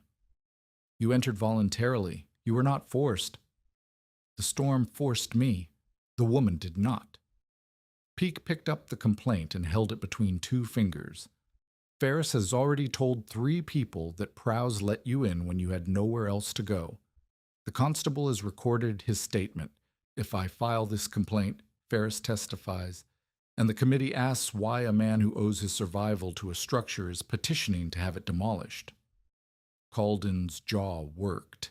He looked at the complaint, then at Peake, then at the wall behind Peake's head. "The Boreas lot is company property. I have a contract pending." "Your contract is pending with the receiver in Denver who has not answered 3 letters. The road has been closed for 2 weeks. File your complaint if you want. But understand what happens when the committee meets." Calden took the complaint and left. He did not file it, but the anger did not leave with the paper. It went underground into the place where men who have been publicly diminished keep their plans. Tamar and Marin worked together every day through the weeks that followed, and the work changed both of them. Before the storm, Tamar had been a woman who carried cinders and remembered furnaces. After the storm, she was a woman who built things. The difference was visible in her posture, in the way she walked the Boreas yard with her head up instead of down, in the way she corrected Marin's work with authority instead of apology. They improved the bay together. The first improvement was a removable smoke baffle, a piece of flattened tin from a lard can, bent to fit inside the flue throat. When the wind shifted north and threatened to reverse the draft, Marin slid the baffle into the throat, reducing the opening by half. The restriction slowed the outflow enough that the wind could not push smoke backward. When the wind shifted away from north, she removed the baffle and let the throat draw fully. The second improvement was the sleeping platform. Tamar had insisted on raising it during the storm, but the emergency version, loose bricks stacked quickly, was unstable. They rebuilt it with a double course of firebrick set in field mortar, creating a solid shelf 18 inches above the floor. Cold air sank to the floor and pooled in the trench. Warm air rose from the fire and collected at the ceiling. The sleeping platform sat between the two in the warmest stratum. The third improvement was clay-sealed roof edges. The junction between the dirt roof and the brick walls was a weakness. Water from snowmelt trickled through the gap and ran down the interior wall, cooling the brick and creating damp. Tamar showed Marin how to pack the seam with a mix of clay and ash, pressed in with a flat stone, and smoothed until it sealed. The seal cracked in hard freezes but held through thaws, and resealing took 10 minutes. The fourth was a double-entry curtain. 2 layers of flour sacking hung 6 inches apart at the entrance gap, creating a dead air space that broke the wind without blocking the passage. Entering meant pushing through one curtain, standing in the gap, then pushing through the second. The temperature difference between the first curtain and the second was noticeable, 3 to 4 degrees, enough to stop the wind from blowing directly onto Ivo's sleeping platform. The fifth improvement was heat stools, small blocks of firebrick, 8 inches square, warmed beside the fire pit for 2 hours, and then wrapped in cloth and placed under blankets or against the body. They held warmth for 3 to 4 hours and could be rotated back to the fire for recharging. Ivo slept with 2 heat stools, one at his feet and one against his chest, and his coughing eased enough that Maren could sleep for 6 hours at a stretch. Each improvement came from Tamar's knowledge, Maren's labor, and the slow process of testing that Tamar called asking the brick what it wants. They failed as often as they succeeded. The first clay seal crumbled in 2 days because the mix was too wet. The first heat stool cracked because Maren heated it too fast. A thermal shock that split the fire brick along a hidden fault line. Tamar heard the crack from across the bay and said, "That is the sound of impatience. Do not heat faster than the brick can follow." The collaboration changed Maren's understanding of what Tamar carried. It was not just technical knowledge. It was a lifetime of competence that had been made invisible by the system that used it. Tamar had mixed mortar for her husband's furnace linings for 20 years.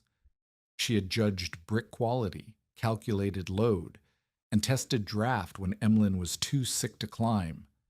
None of it had been recorded. None of it had earned her a wage or a title or even a mention in the company books. One evening, sitting in the warm bay with the fire low and Ivo asleep, Tamar told Maren about the last furnace Emlyn had lined before he died. It was a cupola at the No. 3 works. A big job, 6 weeks of work. The mortar mixed to a formula Emlyn had developed over 30 years.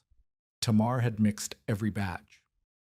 When the furnace fired successfully, the superintendent shook Emlyn's hand and wrote his name in the company ledger. Tamar was standing 6 feet away. No one spoke to her. "I knew that furnace would hold because I mixed the mortar," Tamar said. "I knew the ratio. I knew the cure time. I knew which brick to reject and which to seat. Emlyn knew I knew. He told me every week. But the book had his name and the pay had his name, and when he died, the knowledge was supposed to die with him." "It did not die," Maren said. "No, it sat in a woman carrying cinders for traction on icy paths, invisible, the way all of it is invisible." Maren looked at Tamar's hands, roughened, scarred at the knuckles, the nails broken short from decades of work that no record acknowledged. "Then we will write it down," Maren said. Tamar did not answer immediately. She turned the fire brick in her hands the way she always did when she was thinking, feeling its weight, running her thumb along the glaze, listening to something inside it that only she could hear. "Yes," Tamar said, "we will write it down." They began that week. Maren bought a 10-cent notebook from the dry goods store, and Tamar dictated while Maren wrote. Furnace sketches, mortar ratios, draft measurements, brick diagnosis methods, roof load calculations, warnings about wet dirt, thermal shock, and the specific failure modes of each material. The notebook grew slowly because Tamar insisted on accuracy. She would stop mid-sentence, close her eyes, and reconstruct a memory from 30 years ago with the precision of someone reading from a page that existed only in her head. One page Tamar titled, "Things Men Called Luck." It listed 7 techniques that she had developed or refined that had been attributed to chance, good timing, or Emlyn's instinct. The mortar ratio that prevented cracking in high-temperature joints. The method for testing brick by sound. The trick of using candle smoke to map draft patterns. The formula for field mortar. Each one had a story behind it, and each story ended the same way. A man got credit for what a woman had done. Maren did not comment on the page. She wrote it down exactly as Tamar dictated it, and they moved on. 6 weeks after the storm, the secondary crisis arrived. A boiler at the Garfield stamp mill, a small operation 300 yards from the Boreas yard, failed during a night shift. The failure was not an explosion. The boiler cracked along a seam that had been patched twice already, and superheated steam vented into the mill house at a pressure that stripped skin on contact. 2 workers were burned. One, a man named Crew, had burns across his chest and arms that blistered within minutes. The other, a younger man named Duff, had steam burns on his face and hands and could not see. The mill's bunkhouse was full of smoke from the boiler event. The men could not be treated there. The nearest doctor was in town, but moving badly burned men through 6-degree air risked killing them. Someone needed a warm, sheltered space within walking distance where the burned men could be laid down and treated until morning. Asa Peak came to the furnace bay at 10 o'clock at night. He did not ask whether the bay could take 2 more people. He asked a different question, one that proved everything had changed. The old assay room wall behind the Garfield works, Peak said. Brick, 12 inches thick, 1 room intact, roughly 10 by 14. Can you make it hold heat by morning? Marin looked at Tamar. Tamar was sitting on the platform with a blanket around her shoulders and a cough that had been building for 3 days. Her lungs, damaged by decades of furnace dust and smelter smoke, had weakened in the weeks of cold and labor. She was breathing in shallow pulls, her chest barely moving, and her face had the gray cast of someone whose body was spending more energy than it was taking in. I cannot go, Tamar said. The words cost her something. Marin could see it in the way her jaw tightened after she spoke. Tell me what to do. You already know what to do. You have done it once. The assay room is smaller and the brick is thinner, which means it heats faster but cools faster. You need to keep the fire cycle shorter, 15 minutes instead of 30. The wall will not store as much, but it will store enough if you do not let anyone build a bonfire. Draft. Check the corners. Assay rooms had ventilation slots built into the upper courses for chemical fumes. If the slots are open, your warm air escapes through them. Plug them with clay and cloth. Leave one open for your flue. Roof? If the assay room still has its original roof, it is plank over timber. That leaks heat upward. Hang sacking or blankets from the ceiling joist to create a dead air gap. It is not dirt, but it slows the loss. Marin pulled on her coat. She took the hatchet, a bag of field mortar mix, the tin baffle, and 3 heat stools already warmed. Ivo was asleep. Tamar would watch him. She followed Peak into the cold. The assay room behind the Garfield works was smaller than the furnace bay and in worse condition. The brick was 12 inches of standard refractory, thinner than the smelter walls, but still dense enough to store heat.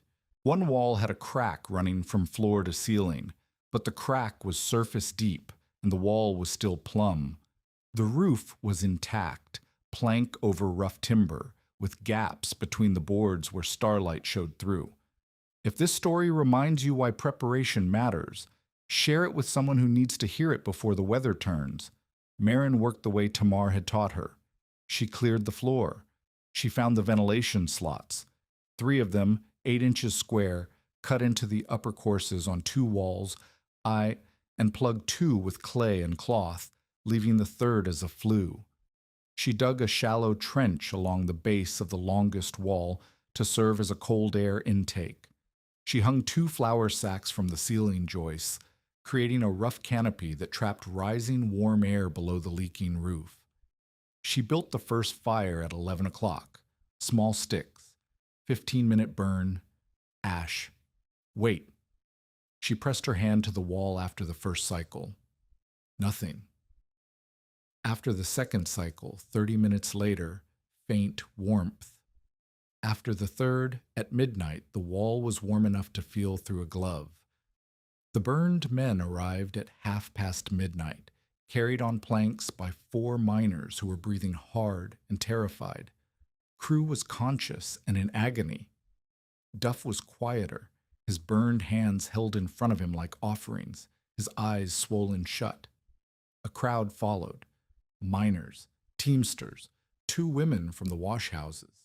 They pressed into the assay room and immediately began doing the one thing Marin could not allow. "Build the fire up," a miner said. "These men need heat."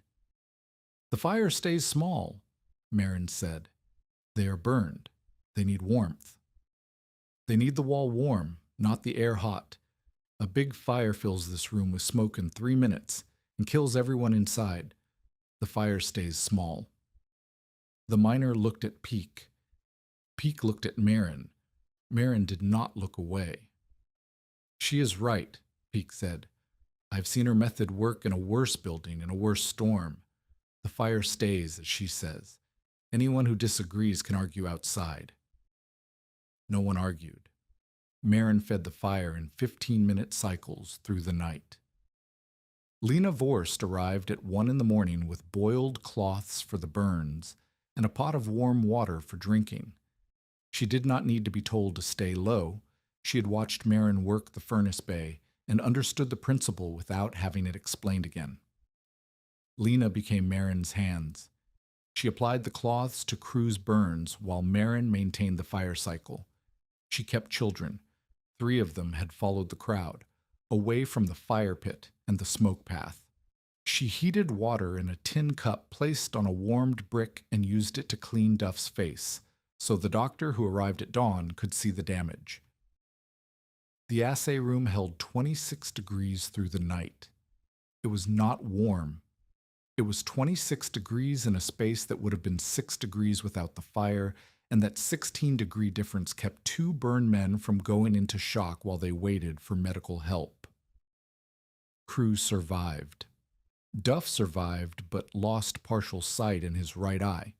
The doctor told Peak that if the men had been moved through the open air to town, the cold on burned skin would have caused complications he did not want to describe. Marin walked back to the furnace bay at dawn. Tamar was awake, sitting on the platform with a firebrick wrapped in cloth held against her chest. She was not warming her hands. She was trying to ease her breathing. The warmth from the brick opened her lungs just enough to let air pass without the rattling sound that had been growing for days. "The assay room?" Tamar asked.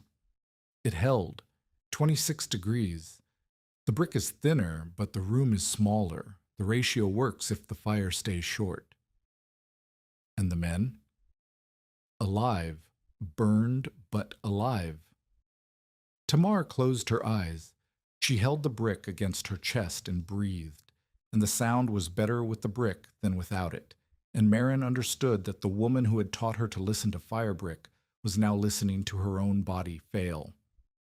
3 days later, Tamar Keese died in her chair. It was not a dramatic death. She did not collapse or cry out or deliver final words shaped for an audience. She sat in the chair she had placed beside the warm wall, the firebrick wrapped in cloth on her lap, the notebook on the platform beside her, with a page open to a sketch of a draft channel she had been correcting that afternoon. Her eyes were closed. Her hands were folded over the brick. Her breathing, which had been shallow and labored for a week, had simply stopped at some point during the night while Marin slept and Ivo slept, and the fire burned low and the walls held their warmth. Marin found her in the morning. She did not scream. She did not weep immediately. She crouched beside Tamar and put her hand on the old woman's hand, and the hand was cool but not cold, because the brick in Tamar's lap still held warmth, and the wall behind her still held warmth, and the room Tamar had helped build was doing exactly what Tamar had built it to do, holding what it had been given, slowly, with patience, without rushing toward emptiness. Marin sat on the floor beside the chair until the fire needed feeding. Then she stood and built the fire the way Tamar had taught her. Small sticks, steady flame. 30 minutes. Ash. She picked up the notebook. The last page Tamar had worked on was the draft channel sketch, a cross-section showing the relationship between inlet depth, fire position, and flue throat width. In the margin, in Tamar's small, steady hand, was a note. The draft does not care who built it. It obeys the physics. That is the only honest thing about a furnace. Marin closed the notebook and held it against her chest the way Tamar had held the firebrick. She sat in the warm bay with her brother sleeping, and her mentor dead, and the walls breathing heat into the air with the patience of something that did not know how to stop giving. The town buried Tamar Keast beside her husband in the cemetery above the chlorination works. 7 people attended: Marin, Ivo, Peek, Lena, the dry goods clerk, Ota, Pavel Stransky, who stood at the back and said nothing, and Otilia, the widow whose root cellar Marin had reinforced using Tamar's methods. No one from the Smelter company came. No one from the mining association. No one who had worked beside Emlyn Keast in the years when Tamar mixed his mortar and judged his brick and held his plumb lines. The knowledge she carried had been invisible in life. In death, it existed in a 10-cent notebook with smoke-darkened edges and thumb oil on every page. Marin returned to the furnace bay after the burial and built a fire. She sat on the platform and opened the notebook and read it from the first page to the last. Then she closed it and slid it under the blanket where Ivo slept, next to the hatchet and the tin cups and the cracked coffee pot, the objects that meant survival. The next test came within the week, and it came from Calden Mott. Calden had been quiet since the storm, quiet the way a man is quiet when he's building something in the dark. What he built was a business. He called it Mott's Patent Storm Cellars, and he described them to anyone who would listen as improved versions of the method Marin Prowse had stumbled onto by accident. His design was simple and cheap. Dig a hole 4 feet deep, line it with salvaged red building brick, not fire brick, not refractory material, just common brick from demolished houses, lay a plank roof, pile 6 inches of dirt on top, and build a fire inside. He charged $3 for the design and $5 for supervised construction. He sold 4 in 2 weeks. The problem was everything Tamar had taught Marin to avoid. Red building brick had less than half the thermal mass of refractory fire brick. 6 inches of dirt on plank was a third of the insulation Marin used. The cellars had no draft trenches, no flue throats, no ventilation slots, just a hole in the roof where smoke was supposed to exit. The fire Calden recommended was large, because large fires felt warmer immediately, and customers wanted to feel warm immediately. The first cellar smoked out a family on its 3rd night. The husband and wife and their 2 children crawled out choking at 3 in the morning, and the husband carried burns on his forearm where he had knocked over the fire scrambling for the exit. Lena Vorst found them sitting in the snow, coughing, the children crying, the woman saying over and over, "He said it would work like Prowse's." Marin went to Peek. She brought the notebook. She showed him the specifications, the draft measurements, the mortar formulas, the roof load calculations, the fire cycle rules. And she showed him the difference between what Tamar had designed and what Calden was selling. "He's using the wrong brick," Marin said. "He has no draft path. His roof is too thin to insulate and too weak to hold wet snow. His fire is too large for a space with no ventilation. Someone is going to die." Peek looked at the notebook, then at Marin. "You want me to stop him?" "I want you to inspect him, the same way you inspect stovepipe installations and chimney flues. If a structure cannot pass a draft test and a load test, it does not get occupied." Peek sat with this for a long moment. Then he nodded. Bring me the standards. What passes, what fails, what is required. Write it so the committee can read it. Marin spent 2 days writing. She used Tamar's notebook as the source and translated the furnace mason's knowledge into rules a fire warden committee could enforce. No roof over 8 feet of unsupported span without a center post. No fire without a proven draft test. Candle smoke drawn inward at the flue throat for a continuous minute. No wet dirt load on plank without a compression test. No sleeping inside until smoke draws clean for 1 full hour. Minimum brick density for heat storage tested by sound. Maximum fire size relative to room volume. She presented the standards to Peak. Peak presented them to the committee. The committee adopted them in 3 days, faster than any building regulation in Leadville's history, because 2 men on the committee had relatives who had nearly died in Calden's cellars. Calden was ordered to retrofit or close all 4 of his storm cellars. He closed 2. He attempted to retrofit 2 others, failed the draft test twice, and abandoned them. The cost ate most of the money he had collected, and the public failure inspected, documented, posted at the fire warden's office, UR, was worse than the financial loss. People who had called Marin foolish now called Calden dangerous, and the reversal carried the specific cruelty that small towns reserve for men who have been caught selling something that could kill children. Calden did not apologize. He did not acknowledge Marin. He retreated into his timber hauling and his salvage negotiations and his anger, and he waited for the thing that all patient, bitter men wait for, another opportunity to be right. But the damage to Marin's innovation had been done. The smoked-out family told their story to everyone. The word shelter now carried a footnote. If built correctly, people who had been curious were now cautious.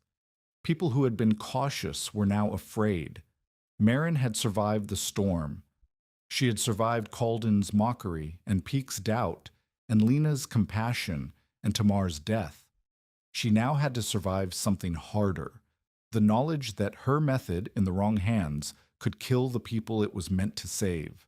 The second winter found Marin Prowse standing on the same frozen ground where she had once stood with a flour sack and a sick brother, except now she was standing with a notebook and a reputation, and 6 reinforced earth-warmed shelters arranged along the industrial edge of Leadville, like a sentence written in brick and dirt.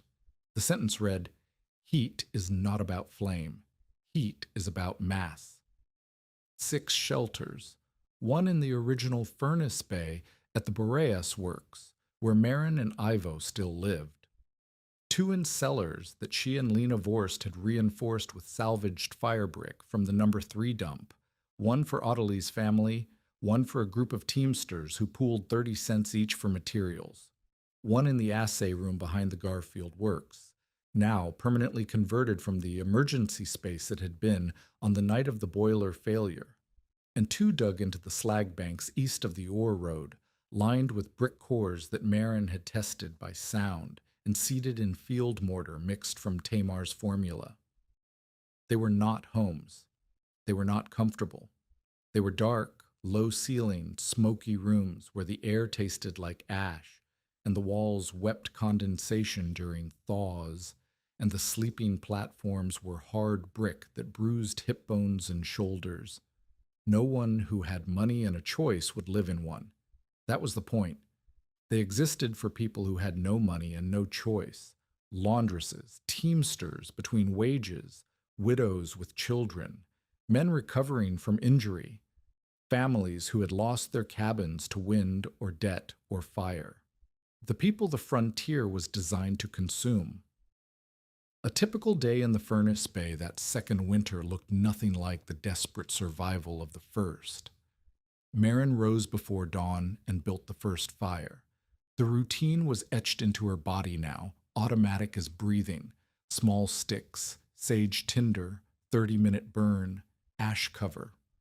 While the walls charged, she heated water in the coffee pot and prepared corn mush for Ivo, who was 10 now and growing in a way that suggested the cough had released its grip. His chest was clear.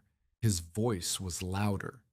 He had gained weight from regular meals, and his hands, once pale and bony, had thickened from the work of carrying brick and splitting kindling. Ivo's new skill had emerged in the weeks after Tamar's death. He had watched Tamar test brick by sound so many times that the method had entered his hands without formal instruction. He could pick up a piece of firebrick, tap it with a stick, and tell Marin whether the body behind the glaze was sound or fractured. He was wrong sometimes. His ear was still developing, but his accuracy was high enough that Marin trusted him to sort brick from the scrap pile, separating refractory from common, sound from spalled, usable from rubble. "That one rings," Ivo would say, holding a brick in both hands. "Clean bell? No fracture?" "And that one?" He tapped. The sound was flat, dead. "Broken inside, the face is lying." Marin smiled when he said that because it was exactly what Tamar had said. The face is lying. The phrase had traveled from a dead woman through a living child without anyone writing it down. Morning visitors began arriving around 8. Peak had established an informal system. Anyone who wanted to build, reinforce, or improve a shelter checked with Marin first. The fire warden's office did not mandate this. Leadville had no building code for structures that were not mines or commercial buildings, but Peak's personal authority made it functionally mandatory. He told people the same thing each time. "Sei prows. If she says the draft is wrong, the draft is wrong." Marin's teaching method was Tamar's method. She did not explain first. She showed. When Ottilie's neighbor wanted to line a root cellar with brick, Marin went to the cellar and tapped every wall. She showed the neighbor where the earth was too wet to hold brick without drainage. She showed him how to dig a trench, how to seat brick in field mortar, how to test draft with a candle. She made him do each step himself while she watched. "Why do I have to do it?" the neighbor asked, sweating despite the cold. "Because when the fire smokes and I'm not here, you need to know which end of the trench is blocked." Lena Vorst had become something Marin had not expected, a teacher in her own right. Lena's practical skepticism, the same skepticism that had once led her to call the furnace bay a grave, made her an effective instructor because she anticipated every doubt her students would have. She had felt those doubts herself. When a miner's wife said the brick method sounded too simple to work, Lena said, "I said the same thing. I was standing outside while the woman who proved me wrong was sitting inside. Let me show you what I learned." Lena's specialty became draft testing. She carried a candle stub in her apron pocket and could diagnose a failed draft in under a minute. Blocked inlet, shallow trench, oversized flue, wet debris in the channel. She taught 4 other women the method before spring. Each of those women taught 1 more. The knowledge spread the way Tamar's knowledge should have spread in the first place, through hands, through demonstration, through women teaching women in rooms that men had built and abandoned. Pavel Stransky continued to appear without announcement and without explanation. He brought things: a coil of wire from the stamp mill, a bag of iron nails pulled from demolished crates, a flat stone that fit perfectly over the fire pit as a cooking surface, a pair of boots, not new, but resoled and fitted for a boy, that he left on the wall, course beside the entrance without attaching a note or waiting for thanks. Marin noticed him the way she noticed everything that winter, slowly, with attention paid to evidence rather than words. Pavel did not speak because he could not. She learned this in increments. He could hear, he could read, he could write, slowly, with a pencil held the way a man holds a chisel, carefully, with more force than necessary.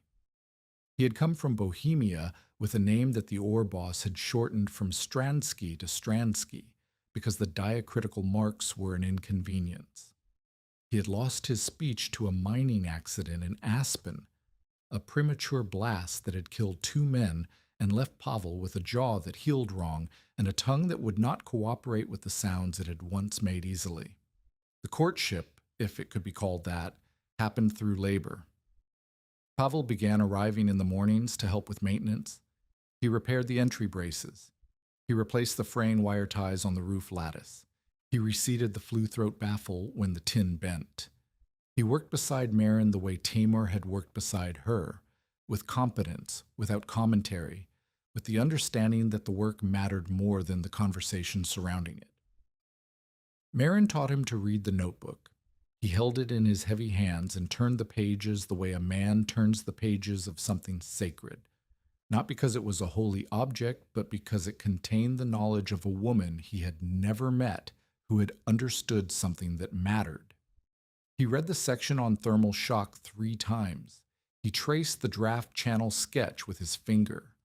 When he reached the page titled Things Men Called Luck, he looked at Marin with an expression that did not require speech to interpret. He began copying the notebook. Not because the original was damaged, Marin kept it wrapped in oilcloth inside the flour sack, but because Pavel understood what Marin understood. A single copy of anything can be destroyed. 2 copies are harder to lose. He wrote slowly, in blocky letters, with the careful attention of a man who knows that the words belong to someone who is no longer alive to correct mistakes. By late February, the relationship between Marin and Pavel was visible to anyone who visited the furnace bay. They did not touch in public. They did not declare anything. They existed in the space between the fire pit and the wall, the way 2 people exist who have decided that proximity is enough for now, and that words, solche, the kind of words that other people use for these things, would come later, or not at all. Ivo approved of Pavel in the way that 9-year-old boys approve of quiet men who fix things. Pavel had repaired Ivo's boots twice, taught him to straighten bent nails on a brick anvil, and once carried him across the frozen slag yard on his back when the boy's foot went through a thin ice crust and soaked his trouser leg to the knee. Ivo called him Pavel and did not attach a title to the name, and that absence of formality was, in the economy of childhood trust, the highest endorsement available. Spring came to Leadville the way spring comes to places above 10,000 feet, grudgingly, with setbacks, with days of false warmth, followed by nights that froze the meltwater into sheets of glass. The snow retreated from the south-facing slopes first, revealing ground that was brown and sodden and scattered with the debris of winter, broken planks, torn tar paper, lost tools, and the frozen remains of things that had not survived. It was during a wet spring snow, one of the heavy late-season storms that Leadville residents called mudmakers, that Calden Mott's final miscalculation became public. Calden had not stopped building after the fire warden committee condemned his first storm cellars. He had changed his approach. Instead of selling plans to individuals, he had built a single demonstration cellar on a lot he leased near the ore road, using it as a showpiece that prospective customers could visit and assess for themselves. He called it a model prowse room, borrowing Marin's name without her permission, attaching it to a design that violated every standard she had established. The demonstration cellar was 4 feet deep, lined with thin red building brick, common masonry, not refractory, roofed with planks, and topped with 6 inches of dirt. Calden had added a stovepipe through the roof, an improvement over his earlier designs, but one that missed the fundamental principle. The heat was supposed to go into the walls, not up the pipe. He held tours. He charged 10 cents for admission. He told visitors that the method was simple, that anyone could replicate it, that Marin Prowse had been lucky to find thick walls, but the principle worked with any brick if you built the fire hot enough. The wet spring snow landed on the demonstration cellar at 2 in the afternoon on a day when no one was inside. 6 inches of dry dirt became 6 inches of wet mud in 3 hours. Wet mud is 3 times the weight of dry dirt. Tamar had taught Marin this on the 5th day, when she had insisted on waiting overnight between dirt layers.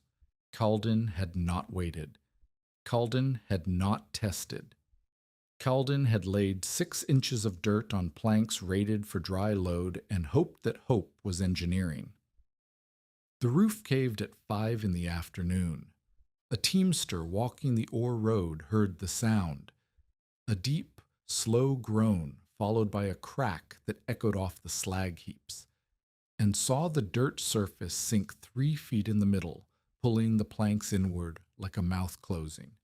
If anyone had been inside, they would have been buried under 6 inches of wet mud and 200 pounds of broken plank. No one was inside. The timing was the only mercy Calden received. The collapse was visible from the ore road, and the ore road was the most traveled path in the industrial district. By evening, 30 people had seen the caved-in roof. By morning, someone had nailed a plank across the entrance with a charcoal scrawl that read, "Mott's Patent Grave." The sign stayed up for a week because no one, including Calden, removed it. Marin did not celebrate. She did not mention Calden's failure to anyone who did not ask. When people came to the furnace bay to tell her what had happened, expecting satisfaction, she responded with the only thing that mattered. Was anyone inside? No. Then inspect the other cellars. Everyone, today. She and Peake spent 2 days walking every reinforced shelter, every root cellar, every converted ruin in the industrial district. They tested roofs with weighted sacks. They tested draft with candle smoke. They measured dirt depth and checked for water infiltration. 2 shelters passed. 3 needed repair. 1, a cellar that a miner had dug without consulting anyone, was condemned and emptied the same afternoon. The standards held because Marin enforced them with the same stubbornness that had kept her in the furnace bay when every voice in Leadville told her to leave. The standards were not her standards.